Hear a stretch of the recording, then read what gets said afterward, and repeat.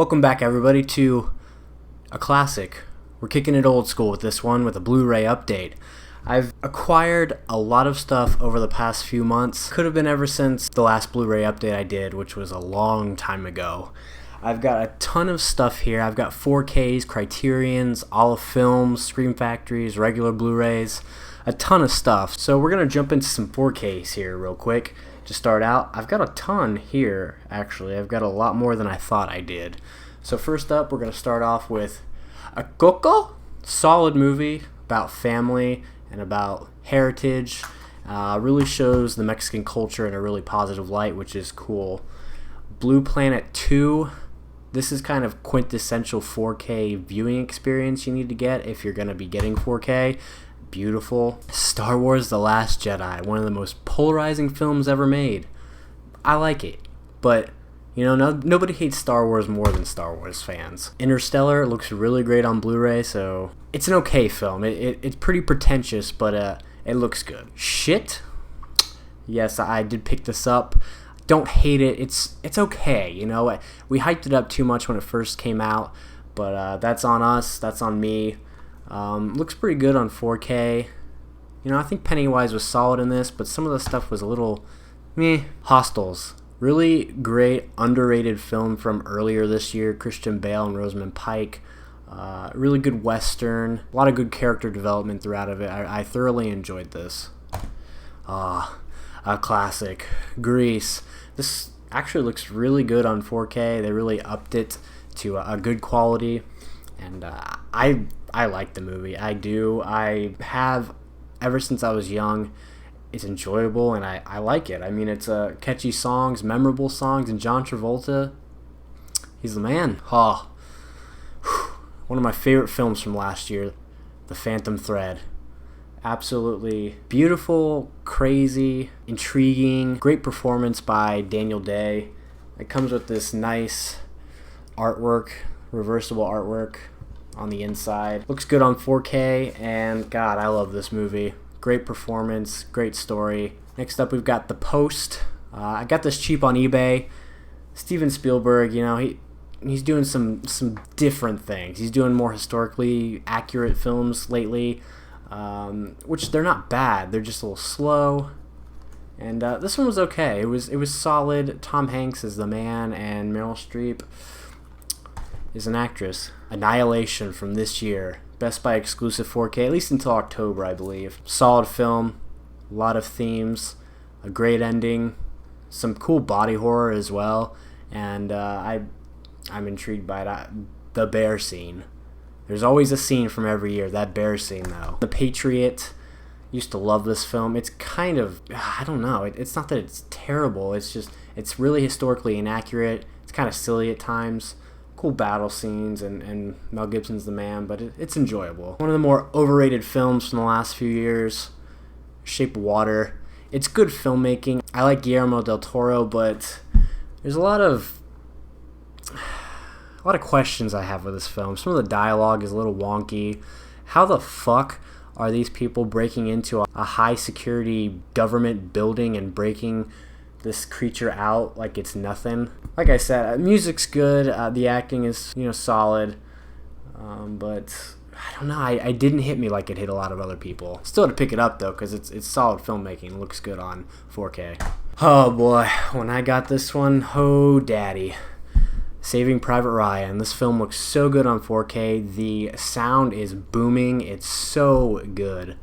This is one of my favorite movies of all time, and I had to pick it up. It's just such a gut-wrenching, powerful film, and when that bass starts kicking in, when those fight scenes are going on. 3 Billboards Outside Ebbing, Missouri. I really liked it the first time. I liked it the second time. Third time, I loved it. This film is just so entertaining and quirky and funny and dark too. It's a bunch of different genres mixed up into one. Francis is really good in it. Woody's great. Sam is great.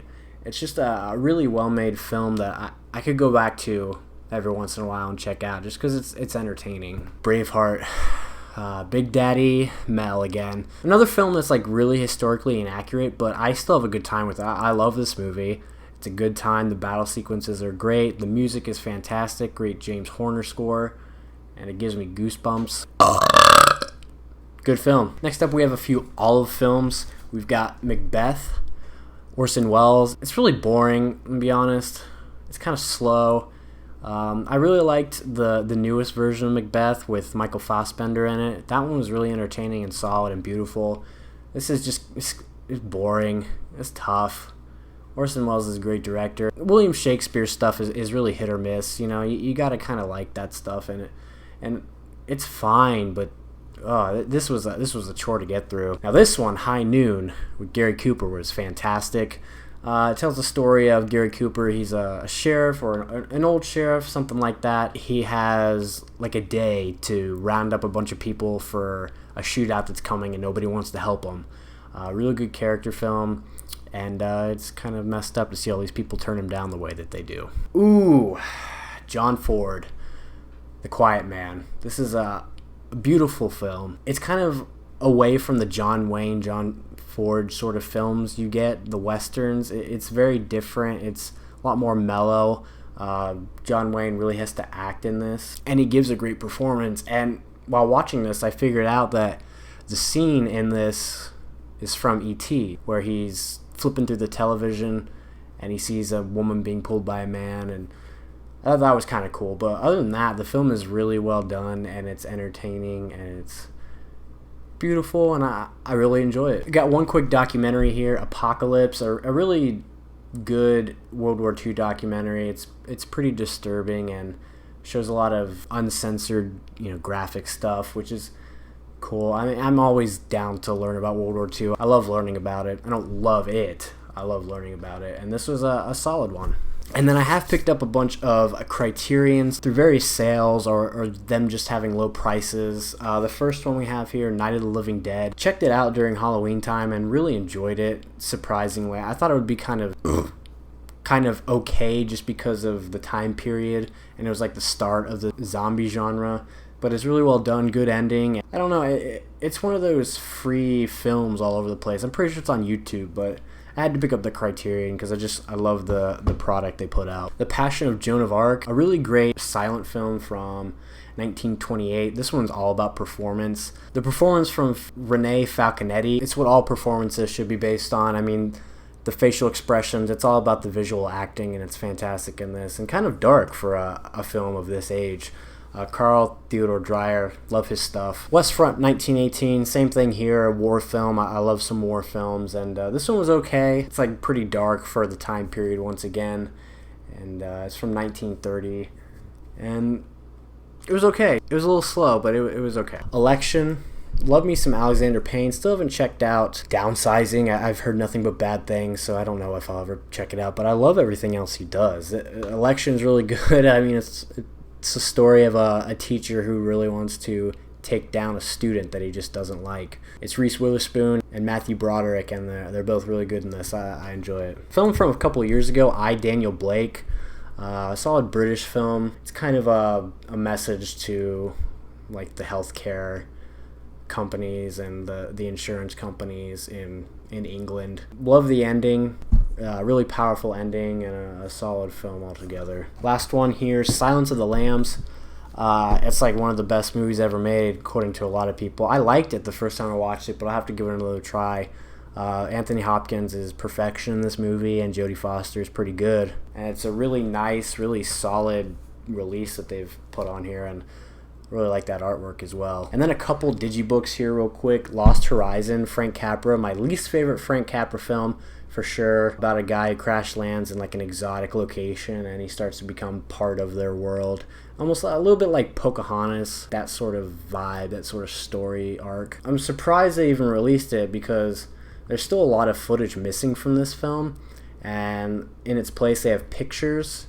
A little jarring at times, but I figured they might have waited till they had all the footage. Maybe they can't find it, maybe they never will. And then All Quiet on the Western Front, it's basically just like West Front 1918. It's an anti-war film, because these kids are excited to go off and fight the war, and once they get there, they realize how fucked up it is. And then the rest of these are a bunch of sporadically, random films, a bunch of different things.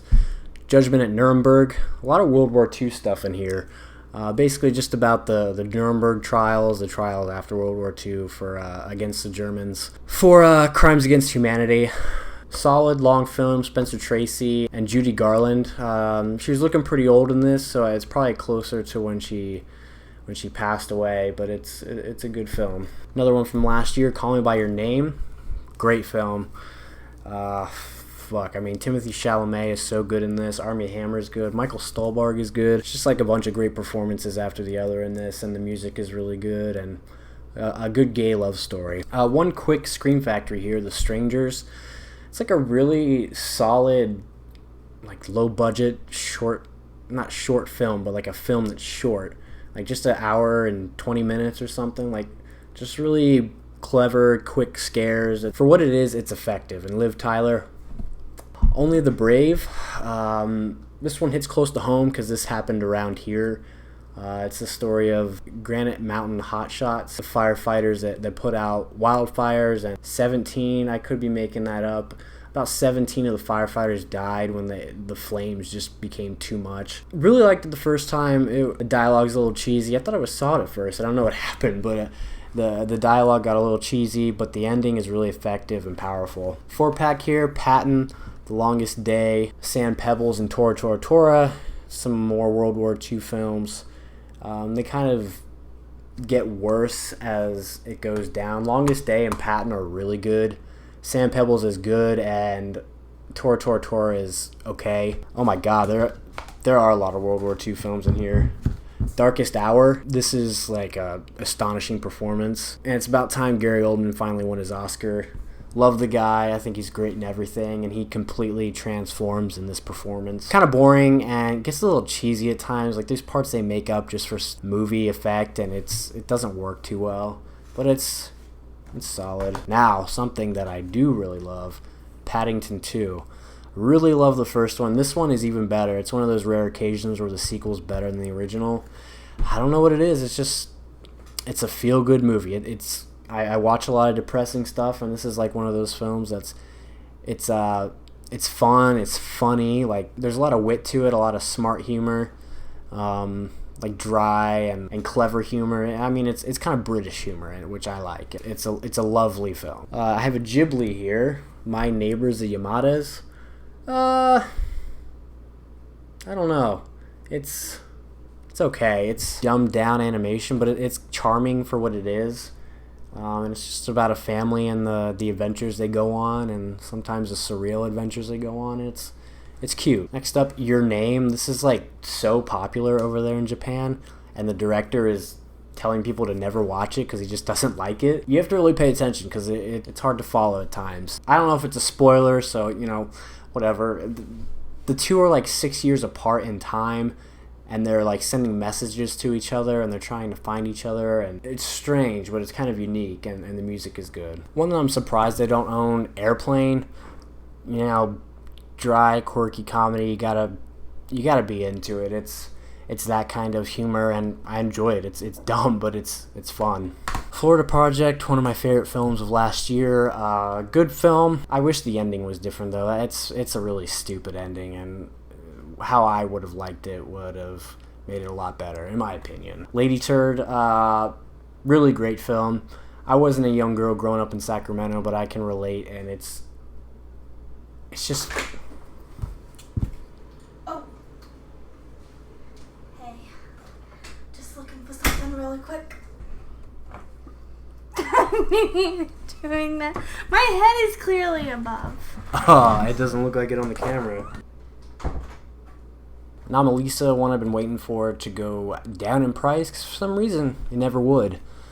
Good puppet sex.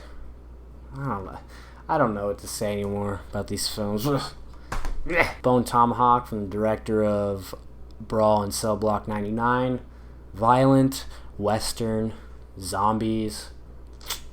And then it was like one of the last Stanley Kubrick films I had to check out. Spartacus, one of those big, long epics. It's in the same vein as Ben-Hur. Last few here that I'm going to bust through because my battery's dying. Double Indemnity, Billy Wilder, great. Manhattan, love Woody Allen, this is my favorite. Sunrise, great silent film about love and a connection between two people. Woodstock, documentary, super long, super high. Cool. Wings, First Best Picture winner, one of the greatest shots in film. Grave of the Fireflies, one of the most depressing animated films I've ever seen. Rebel Without a Cause, James Dean, solid actor, gone too soon. In the Fade, foreign film from last year that's very good, great ending, I recommend everybody check it out. Lastly, Big Bad Wolves, one of the real only blind buys from here. I never heard anything about it, never knew anything about it. It's okay. It's a crime film, a revenge film, it's a violent film. So that's everything I picked up the last few months. A lot of shit here, but a lot of solid stuff. Let me know down below if you've seen any of these films, what you like, what have you been picking up the last few months. I'm very curious, because that's how this whole channel started, was Blu-ray collecting. So I'm curious what you guys are up to as far as your collections go. Are you still collecting? What have you gotten lately? Let us know down below. As always, thank you guys for watching, and I'll see you next time.